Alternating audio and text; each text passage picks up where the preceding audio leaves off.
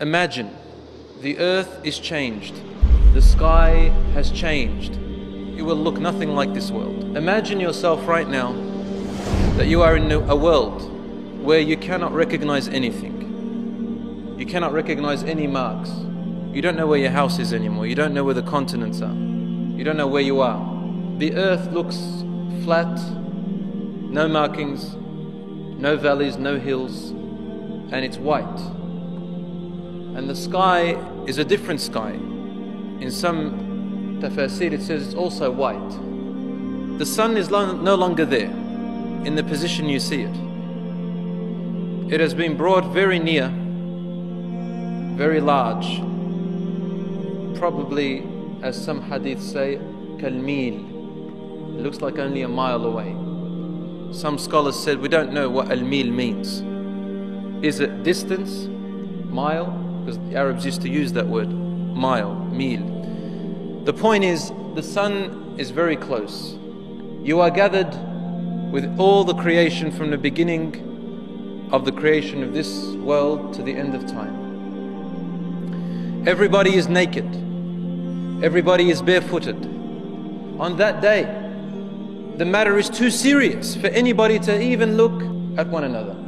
Imagine yourself in this life and your life is threatened. You're about to die. And there are naked people all around you. The only thing you'll be focusing on is how to prevent your death.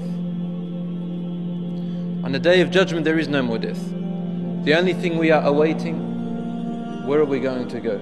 Allah says in the Quran, يَوْمَ يَتَذَكَّرُ الْإِنسَانِ. On that day, every human being will remember.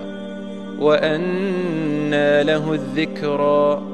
But what would that remembrance benefit him or her on that day? It is as though all the people will know what they have come to. The reality becomes known to everyone. And now you can see reality. You can see the angels. You can see the Day of Judgment. You can see everything in reality as if this world was a dream and that the other world is the true reality. The prophets are concerned. Did they deliver their message? What are their people going to say? The people are concerned. The devils are gathered and they're concerned. The shayateen, the jinns. The animals are gathered. And there is no injustice on that day.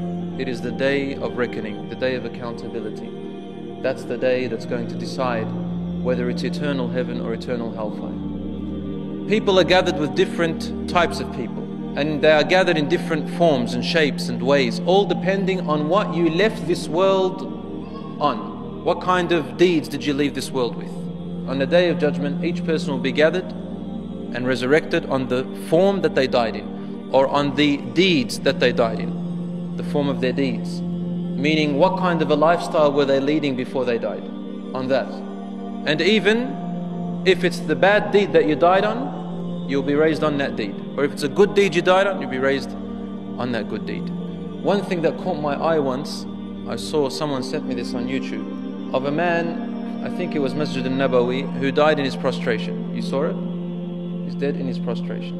And another one of youth flown out of a car and died while playing heavy music, and they died with a scream. Which one do you want to die on? Will the angels come to you and hug you and say, this is the day you have been promised, don't worry? Or will you be the type where the angels say, look at Jahannam, look at it, this is what's awaiting for you. This is the day of your misery. Some people will be resurrected with enormous light. Enormous light, the size of a mountain. Imagine somebody now walking and they've got light encompassing their body, the size of a mountain. They're walking and this light is emanating from the size of a mountain. Everywhere they walk, you see this huge light.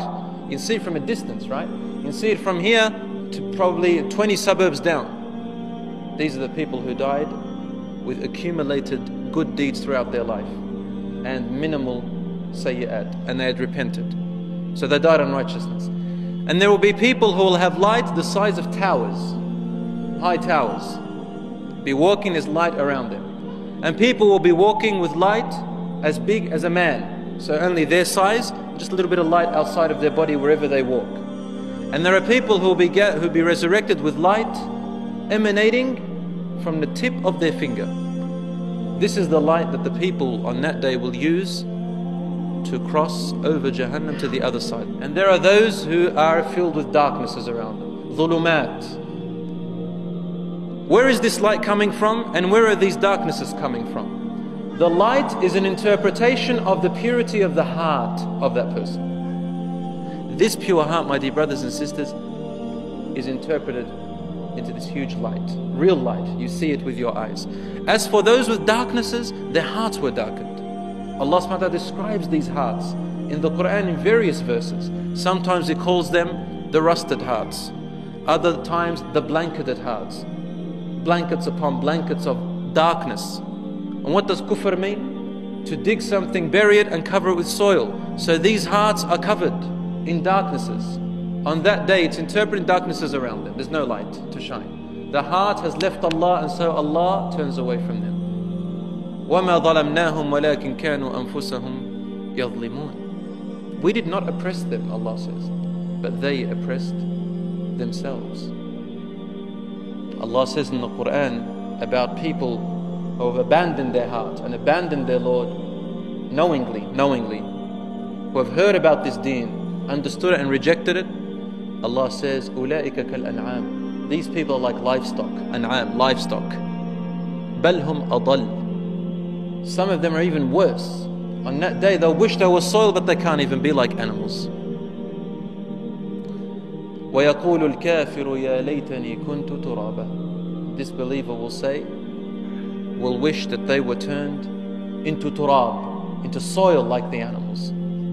Just one last thing to describe that moment. Allah says in the Quran, Allah says, on that day the people will respond to the caller. There will be a caller who will direct people to where they have to go by force. Go this way, you go that way, you come this way. La iwaja lah. This person who calls you, this angel, does not lose his way. He will be going to the correct position.